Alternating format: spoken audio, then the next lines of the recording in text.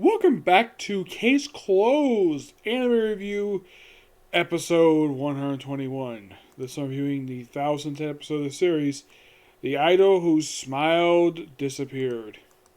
Why am I not feeling happy with this one? Because this episode was just not very good. Animation, wow. That was probably by far the best thing about this episode. So, thing starts off with a bicycle police officer. Yes, a bicycle police officer.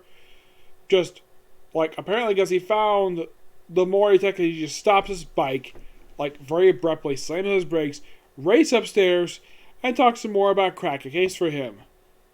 What's the case? Well, we have a dine and dash situation. I've never heard of this before. Well, actually, it's more like the expression over here is you eat your food and you skip on paying the bill. I actually did this once. This was actually by pure accident. It wasn't on purpose. The reason why I couldn't pay the bill, because I was going to be late for work if I did. So, look at my dad paid for the bill. It was IHOP once, and I have to worry about it since then. But that's mostly what it is, Dine and Dash. It's mostly skipping on the bill. And you try to investigate why in the world we have this idol. They know it's idol to point out, oh yeah, she has a smile that's very similar to hers. Yeah, it turns out it's the idol, this idol who's head of this idol group known as DDPP. Seriously, that is what the name of this group is called. I did not make this up. She apparently is the lead singer of it, and her bandmates, her co-stars in the group, are jealous of her success. That apparently they went this handshake event. Yes, a handshake event. Kind of reminds me when people go to the Comic-Con. Mostly in these booths. I personally have never been to one of these type of little handshake events before. You'll live just shake the hand of an idol. I go to be basically fan of people to get their autograph. Yes, I rather not. I usually don't shake people's hands. Unless this, of course, is necessary. Just say goodbye to them, but not that just. So people get in line just for a handshake. And only one person, you don't want to see the other co-stars. I'm sure they're very lovely women. And, she's basically becomes sad because these people bully her. Because she also has success. And then, of course, while they chat about this, Rand pops in. Thank God, someone interesting. But, I saw this. And, of course, Mori just happened to fall asleep. So Conan's like, oh, crap, I gotta continue this investigation. Why is this doing this sleeping more thing? He didn't even use the tranquilizer dart. Yeah, he just happened to fall asleep because he drank too many beers. So Conan uses his microphone bow tie to talk to him. And pointed out to ask Rand. Apparently Sonoko was with her. Even Masami Sarah, yes, in this flashback. Masami Sarah.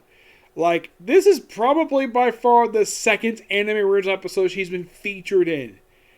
Last time she had a supporting role in it. This time, oh no, it's a one brief scene appearance in the entire episode. Did I mention my name? It's anybody who's watched the series, that's clearly Masami Sarah, making her second anime original appearance on the series. Sonoko has appeared in a good amount of anime original content, but her, not really. I kind of think she should appear a little bit more in Original Con because I love this character. But no, she's just there just to follow around Rand and find out, they find this idol who they find out, what's the reason why she basically acts like she doesn't smile anymore? Well, she's basically practicing how not to smile because she apparently is now an actress now. No longer a singer, she is now an actress. She's come back from her hiatus that apparently she was on. Apparently he knew nothing about the fact she came back from her hiatus. She apparently went to a hospital in the countryside. And apparently she's back. So maybe it's outdated. I don't know. And, and it's finally revealed the reason why he did all this.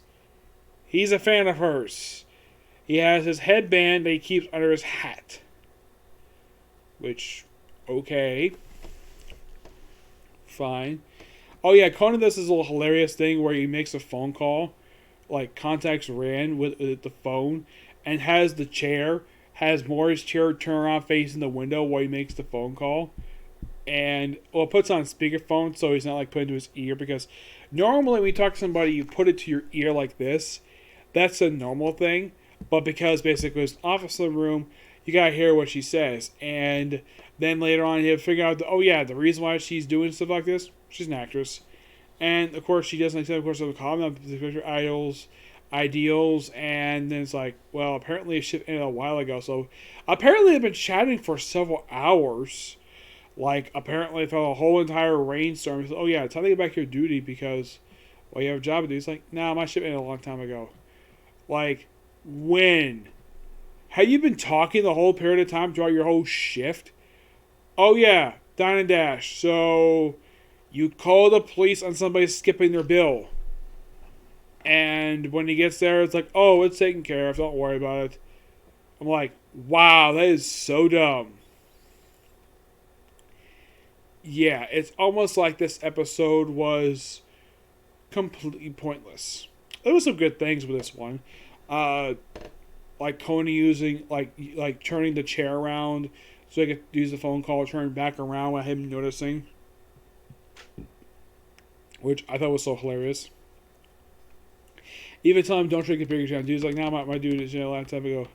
Yeah, and also, this is something quite interesting, though, about this episode to point out, though. This is probably the first episode in quite some time that anybody's seen Rand's belly.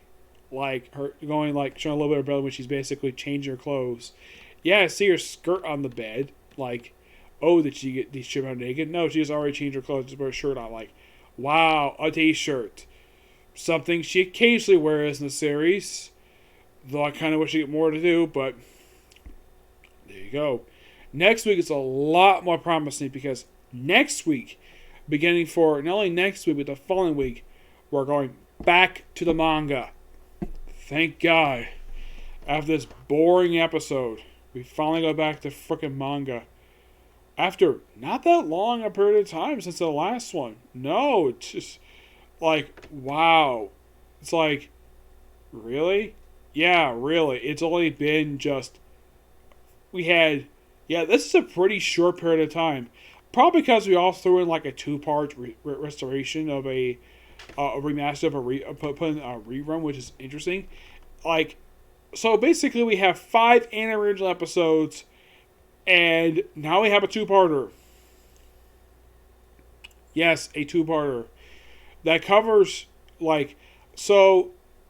this case that's going to be covered next week.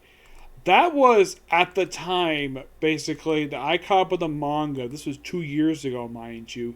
Yes, 2 years ago. This is the most recent case that just completed. I was going to start reviewing the manga at this point, but I decided, though, they had just wrapped up this particular arc, so start with the very next arc, which I did.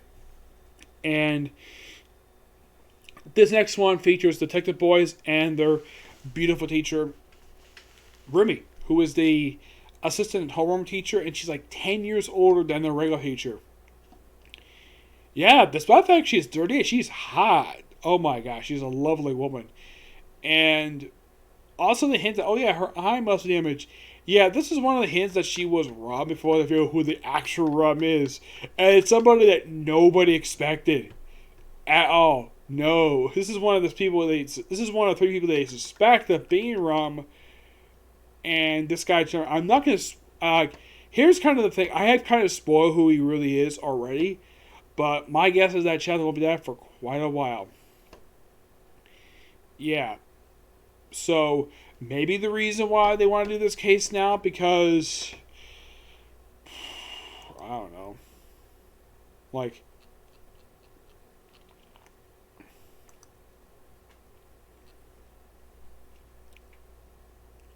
They haven't got to they've only released 1,075. I mean, you can kind of say it's 44 chapters ahead the manga is, so maybe now is a good time to adapt it. It's possible. Yeah, so the following got adapted. Oh, and here's something interesting though about Rumi that you might find interesting about it. Like her last appearance prior to this very two-part that's airing next week. Her last appearance in the anime was back in episode 942. Yes, 942 was her most recent appearance to date, which was a search for Mari-chan. Yeah, that was by far her last appearance to date. And that was 2 years ago in the anime. Yeah, I think that was like 2 years ago, if I'm not mistaken. Like this two-parter. Yeah, it has. So basically, she's not appearing in the anime for 2 years. Everybody thinking, really? 2 years? And she's appeared a few times in manga since then, which is true. So prior to that one, her last appearance was back in The Mystery of the Burning Tent. Yet this woman has not really appeared very much in the anime. No, it's mostly like a lot of two-parters. Basically, she's appeared in so far 9 episodes. Yes, 9. And how many chapters for the manga? 23. Yes, seriously, 23 chapters. Anybody thinking, really? Yes, 23 chapters, which is quite interesting, the fact that she has appeared in that much. So, it'll be great to see this woman again in the anime. As for Sumiko, she has not made appearance in the anime. Well, actually, she's going to appear in this episode right here, which is great to see her. Yeah, another character has not appeared in, well, canon stuff in about 2 years. Let's see, her last appearance part of this one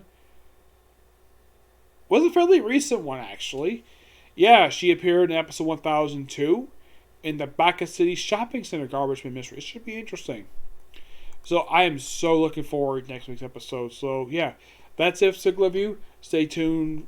I thought I had time to do Tilda Doctors today, but that's not completely the case. So tomorrow's gonna be really busy tomorrow. I mean, not only I got interviews tomorrow to do for Eden Zero, Black Clover, that's mostly manga, One Piece, My Hero Academia Boruto.